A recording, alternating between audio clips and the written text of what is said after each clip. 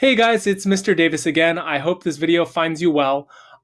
This week there is a lot of important information to give you about graduation because we've had quite a few updates since last week regarding like how graduation ceremonies are going to take place this year.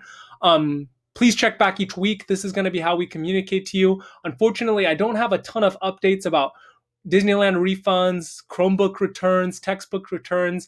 Those are all things that are kind of on the horizon for you as seniors. But as of right now, we're still kind of waiting for updates. I think the district has been focused largely on like getting the graduation ceremony that we're going to talk about in a moment set up, and then those other nuts and bolts things are going to be figured out probably in the next week or two, I would imagine. This form is going to have you first start out doing your demographic info. This just helps me identify like who is filling out the form. Then it's going to have you check your grades again, just making sure you're doing okay. If nothing's changed, you can tell it that.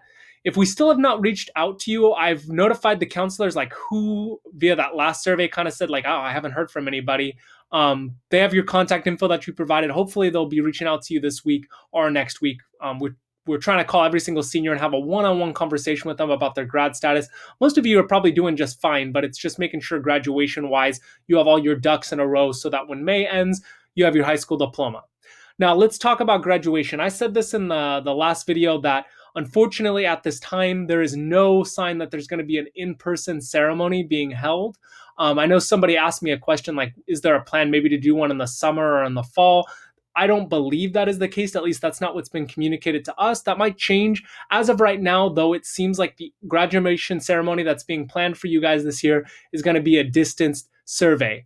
Now, the district has hired a professional production company, this Vago Pictures, to put together the ceremony for us. Now, I included a link to their website, not because you need to do anything on this website, but it just gives you a chance to kind of look like, okay, what is this ceremony going to look like? It kind of describes, because they've done this before for different schools.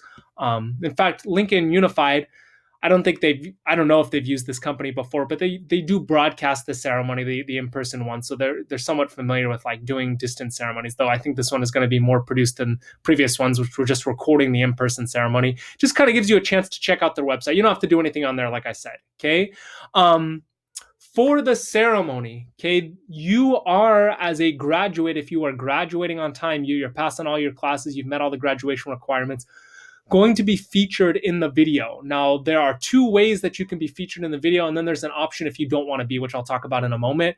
If you want to be featured in the video in your cap, in your gown, and you want to be on the stage that you would have been on if we were doing the in-person ceremony, there is going to be a picture day on Wednesday, May 6th. Okay, that is this week, this Wednesday from 12 to 2. It is at the Spanos Stadium. That's the stadium on Lincoln High School's campus. Now, the way it's going to work is people with last names A through H, your portion, the time for your photos is 12 to 1. And then those with last names I through W, it is 1 to 2. The way they're going to have these photos taken is going to be in a way that is hopefully going to keep everybody safe while still allowing them to get a full-on picture in their graduation attire.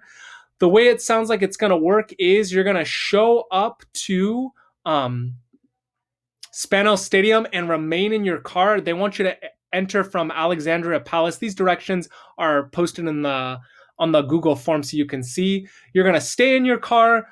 Then a Village Oaks staff member is going to, when it is your turn, tell you to come out of your car in a socially distanced way, get you onto the stage.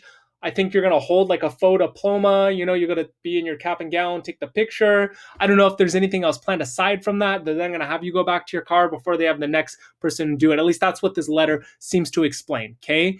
If you have more questions, you can always call the office, the Village Oaks office. You can also look through the materials I've posted here. There's a bunch of information about it. If you do not want your picture to be in the video, well, say you can't make the graduation picture, okay? They're going to use like a school photo for you. If you don't want that school photo to be in there, you've got to email Schallberger and let him know that you don't want to be featured. Maybe they'll still say your name, but they're not going to put your picture in there, okay? We have this information in Spanish for those of you who need that information in Spanish. I think at this point, ordering a cap and gown probably won't work. If you want to borrow one, you can reach out to our school office to do so. If you didn't pick up your cap and gown last week, you need to reach out to Mary to do so this week before the picture day, okay? Aside from that, there are no further updates. Please check back next week for another update, guys. Hope you're staying safe. Bye.